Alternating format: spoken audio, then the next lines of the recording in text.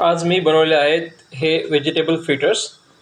हे vegetable fritters बनवण्यासाठी आपल्याला ज्या काही आपल्या किचनमध्ये अवेलेबल भाज्या असतील, जसं की cabbage, carrots, onion, cilantro, mint leaves,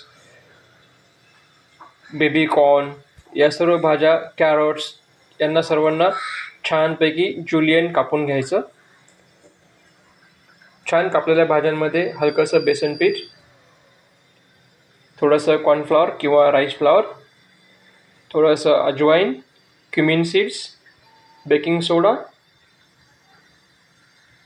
आणि कोल्ड वॉटर टाकून मस्त एक सेमी लिक्विड असं बॅटर बनवायचं. खूप थिक पण नाही, खूप पातळ पण नाही.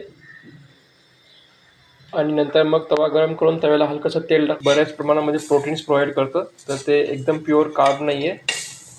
आणि असणाऱ्या सगळ्या फ्रेश ग्रीन व्हेजिटेबल्स असले त्यामध्ये तुम्हाला विटॅमिन्स, मिनरल्सचं